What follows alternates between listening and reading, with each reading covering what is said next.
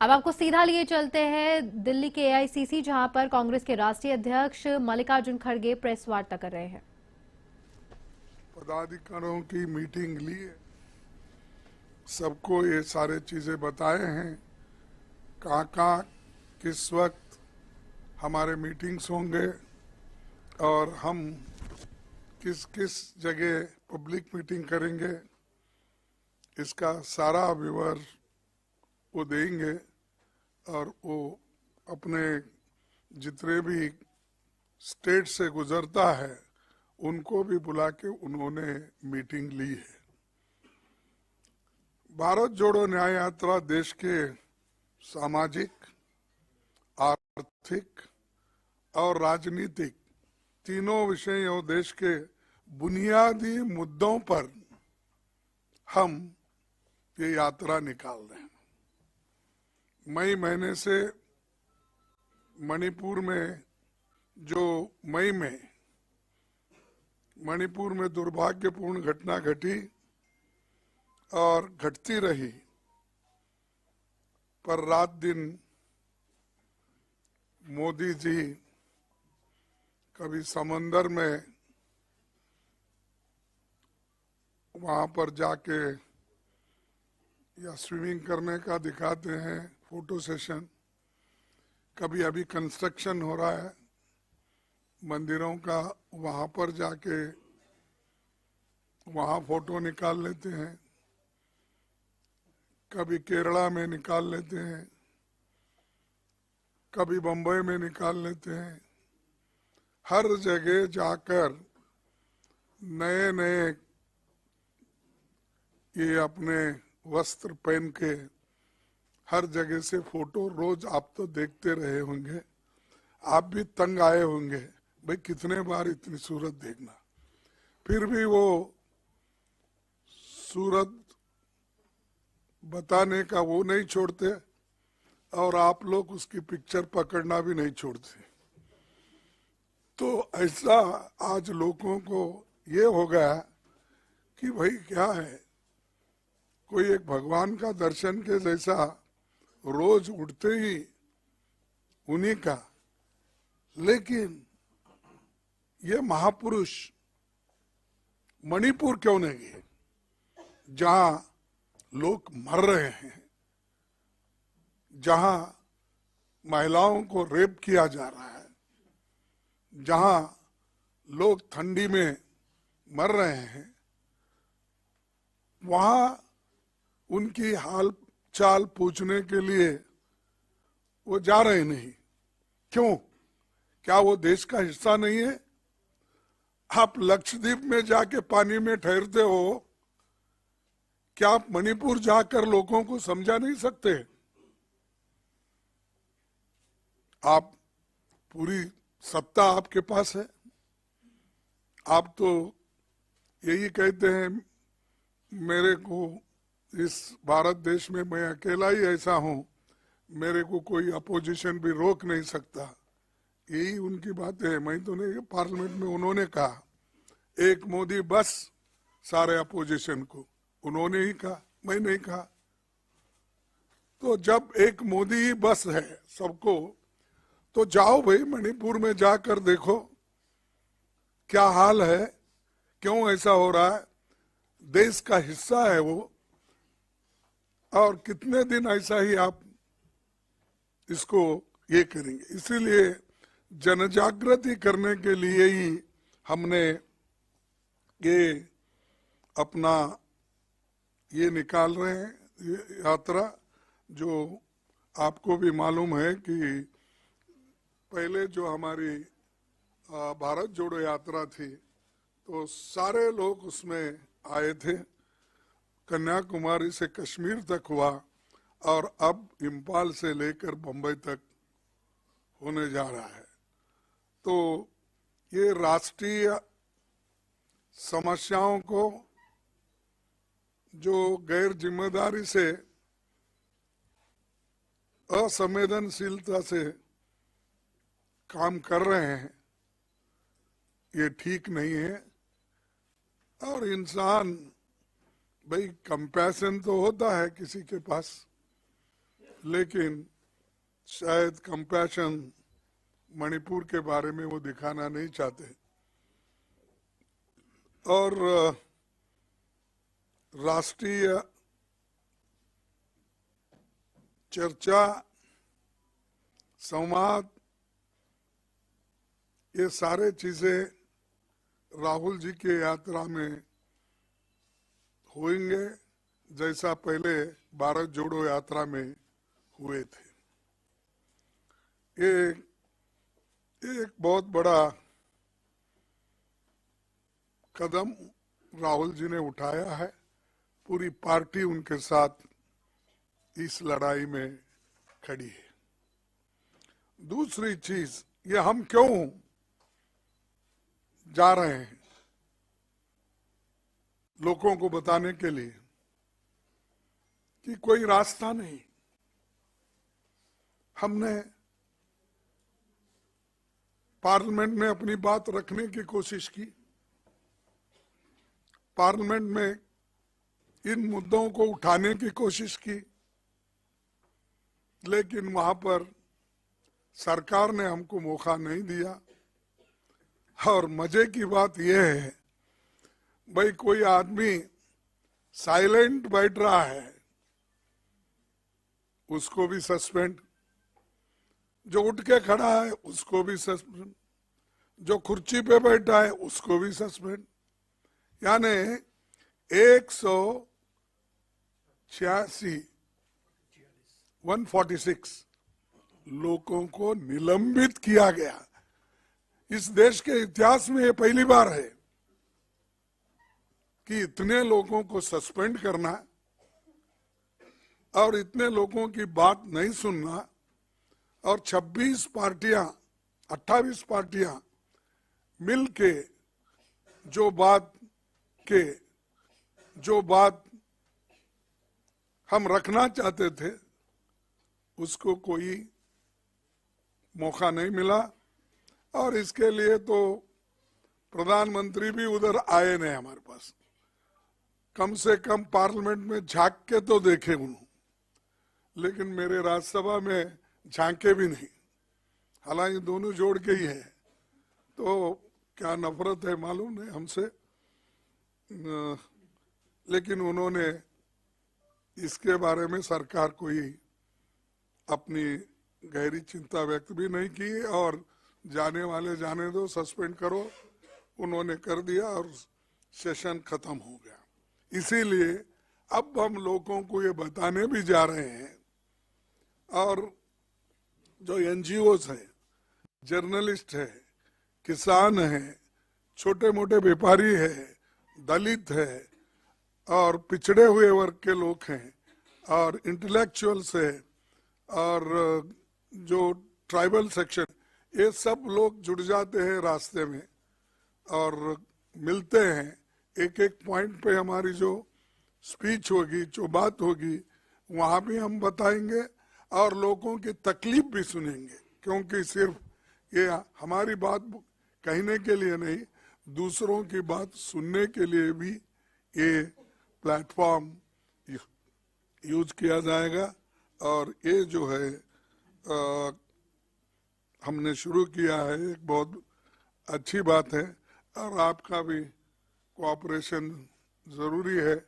आपके बगैर तो आप हमारे लिए ऑक्सीजन है, क्योंकि आप ज्यादा अगर सपोर्ट नहीं करेंगे हम आहिस्ता आहिस्ता खत्म हो जाएंगे। इसीलिए मैं चाहता हूँ कि आपकी भी जो सपोर्ट है, ऑक्सीजन है, वो देते रहेंगे। और डेमोक्रेसी को जिंदा रखने के लिए, संविधान को जिंदा रखने के लिए ये जरूरी है।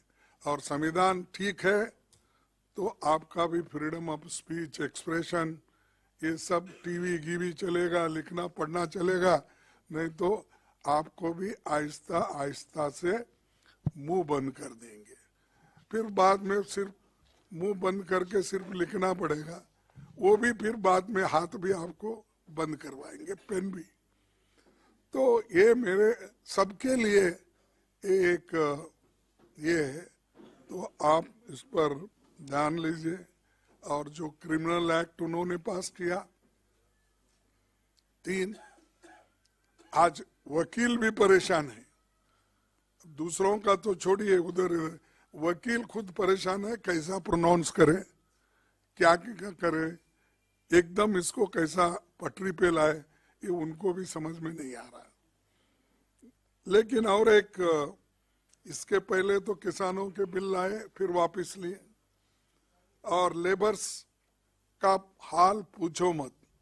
मैं अच्छा जानता हूं कि लेबर के लिए तो इस सरकार में कोई जगह नहीं है। प्रोविडेंट फंड कोई पुराने लोगों के नाम से वो एनरोलमेंट कराते हैं, इतने एम्प्लॉयमेंट हमने दिया है। ईएसआई की वही हालत है, और जो पहले कानून थे, रूल्स रेगुलेशन, हर चीज बोनस, उसमें कोई उनको इंटरेस्ट नहीं है। जो आजादी के पहले बने हुए कानून लेबर के थे वो भी निकाल लिए। कॉन्स्टिट्यूंट असेंबली से पहले जब डॉक्टर बाबा साहब अंबेडकर तो वाइसराय इसमें एग्जीक्यूटिव मेंबर थे लेबर डिपार्टमेंट के, उन्होंने बनाए सो कानून भी अब इन्होंने निकाल दिया। आजादी के बाद जो आए थे वो भी निकाल दिया। तो आखिर में क्या हमारे एम्प्लॉयज को बॉन्डेड लेबर करना चाहते हैं? और इन लेबर, चाहे वो कोई भी हो, आप हो, कोई भी हो, इतना डरा के रखने के लिए और मालिक के कंट्रोल में रखने के लिए अगर ये चीज होती है, ये इससे बुरा और कुछ नहीं है। तो दोस्तों, ऐसे जो चीजें हैं, लेबर लॉज, किसान का मुद्दा, अब क्रिमिनल लॉज, ये सारी चीजें ला रहे हैं कि ये एक डिक्टेटर की निशानी है। मैं यही भाषा में बोल सकता हूँ, थोड़ा सोफिस्टिकेटेड हमारे जयराम बोलते हैं, तो क्योंकि मेरे उनको जरा डिफरेंस है, मैं सीधा सीधा बोलता हूँ, उन्होंने जरा मेट्रो में फिरने की आदत है, मेरे को एक्सप्रेस में, ये पैसेंजर में जाने की आदत है। और ये जो चीजें हमने आज आपके सामने रख रहे हैं, और यात्रा के माध्यम से अभी मैं कहा सामाजिक, आर्थिक और राजनीतिक जनता के मूल सवालों जैसे महंगाई, बेरोजगारी, किसानों के मुद्दे, मजदूरों की बुरी हालत, अमीर गरीब की बढ़ती खाई और जातिगत जनगणना आदि पर जनजागरण करने का भी ये मौका है, और हम सबसे ये बात करेंगे। और दूसरी, यात्रा के दौरान राहुल जी समाज के विभिन्न वर्गों से, विभिन्न क्षेत्रों के लोगों को, संगठनों से वो बात करेंगे, उनकी बात समझेंगे और उसका सॉल्यूशन क्या होगा नेक्स्ट, इसके लिए हमको बहुत बड़ा फायदा होगा। और कांग्रेस केडर इसे सफल बनाने के लिए पूरा जोर लगाएगा। हमने इंडिया गठबंधन के नेताओं और साथियों और विभिन्न राज्यों में कांग्रेस पार्टी से संबंधित मित्र दलों, सिविल सोसाइटी के भारत जोड़ो न्याय यात्रा में शामिल होने के लिए आमंत्रित किया है। मोस्टली वो भी ज्वाइन हो जाएंगे, और जिस जिस जगह वो उनकी भेंट होगी वहाँ पर भी बातचीत करेंगे। ये फिर अब मैं आप सबको आमंत्रित करता हूँ कि इसमें सभी लोग जुड़ जाए। और एक बात है कि पहले तो हमने कन्याकुमारी से कश्मीर तक सारे यूटी और स्टेट से हमने बहुत तैयारी के साथ करी थी, और उसमें बड़ा यश मिला। वैसा ही हम चाहते हैं कि इस अपने यात्रा में भी हमको वही सफलता मिलेगी। और एक मुद्दा है, देखो आज देश में दूसरी चीज भी है, ये तो हमारे कार्यक्रम के साथ साथ आपको दूसरा भी बोलूंगा। खुले आम बीजेपी सरकार ईडी को, सीबीआई को, इनकम टैक्स डिपार्टमेंट को और दूसरे छोटे मोटे एजेंसीज को भी विपक्षी नेताओं के ऊपर और उनके रिलेटिव्स के ऊपर, छोटे मोटे लोग जो पार्टी के होते हैं उनके रिलेटिव्स के ऊपर वो आज हमला कर रहे हैं, डरा रहे हैं और डरा के अपनी बात मनवा रहे हैं। और ये एक बहुत ताज्जुब है कि एक आदमी को आप कलंकित कहते हो, ये ठीक नहीं है। किसी को कांग्रेस वाले को पकड़ लिए, कहाँ कहीं टीएमसी वालों को पकड़ लिए, किसी टीडीपी वालों को पकड़ लिए, किसी आप आदमी किसी को भी पकड़ लो, आप तो उसको किसी न किसी केस में डालते हो। डालने के बाद अगर वो आदमी आपके पार्टी में ज्वाइन होता है वो क्लीन हो जाता है। इतनी बड़ी ड्राई क्लीन फैक्ट्री शाह साहब के पास है, हमारे पास कलंकित, उनके पास जाते ही व्हाइट, प्योर व्हाइट बन जाते हैं। ये कैसा होता है? ये न्याय की बात करते हैं आप एक जो बात करते हैं कि हम बहुत क्या है, क्या कहेंगे वो, हम बहुत स्वच्छ हैं, निष्कलंक है, ये बात करते हैं। अगर ये क्यों कर रहे हैं आप? कहा अगर आपको 2-4 एमएलए कम गिरे उनको उठा लेके जाते हो, केस डालते हो।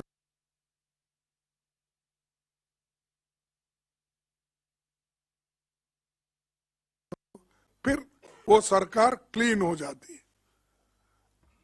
ऐसी अगर हुकूमत चली, ऐसा ही देश चला है, तो क्या होगा कि जो जनता से चुन के आते हैं आप उनको खरीद फरोख्त करके, डरा धमका के अगर शामिल कर लेते हैं तो क्या अच्छी बात है ये? तो इसीलिए आप सबसे यही चीज मुझे बोलना था। और मोदी जी ने तो संविधान को कभी माना ही नहीं।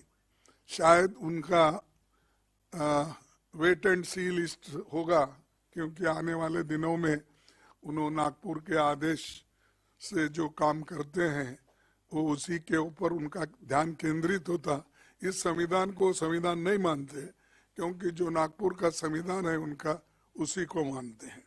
तो इसीलिए हम आज जस्टिस, लिबर्टी, इक्वालिटी, फ्रेटर्निटी की जो आज एक धज्जे उड़ाए जा रहे हैं और बुरी तरह से ये प्रभावित हुई है, ये हमारे संविधान के प्रेम्बल को हम बचाना है, दोबारा इसको मजबूत बनाना है।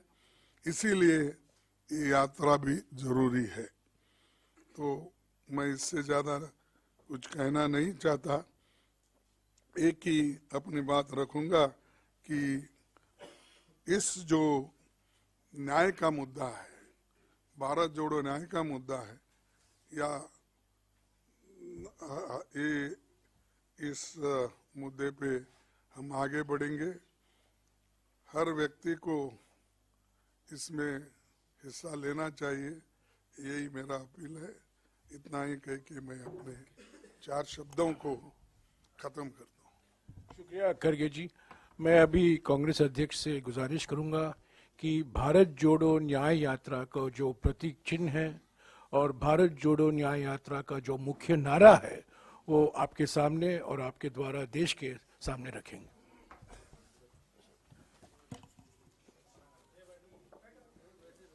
Sir please stand up sir.